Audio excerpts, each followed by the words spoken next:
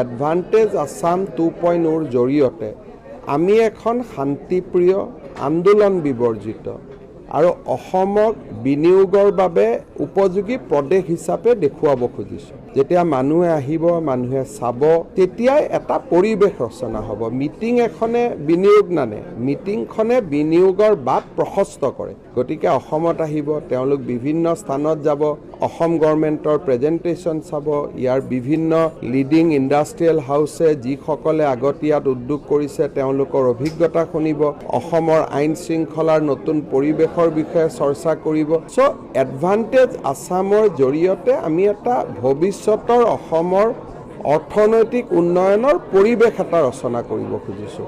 অসমৰ ৰাইজক মোৰ ক'বলগীয়া নাই, খালি যিসকলে আন্দোলন কৰে তেওঁলোকক এটাই অনুৰোধ যে আন্দোলন নকৰিব। বাকী অসমৰ জনসাধাৰণ নিজে ইমান মেচিউৰ্ড যে তেওঁলোকক মোৰ উপদেশ দিবলগীয়া একো নাই। অসম এখন অতিথিপৰায়ণ ষ্টেট, এইটো অসমৰ DNA-তে আছে।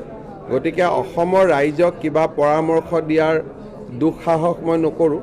খালি যিসকলে মাজতে অলপ চলপ আন্দোলন কৰি অসমৰ পৰিৱেশটো বিনষ্ট কৰে, মুখ্যমন্ত্ৰী হোৱাৰ প্ৰথম দিনাৰ পৰা এইটো কৈ আছোঁ যে আন্দোলন বিবৰ্জিত অসম এখনে ভাৰতৰ ভিতৰতে এখন ডাঙৰ অৰ্থনৈতিক প্ৰদেশ হিচাপে অসমক লৈ যাব পাৰে।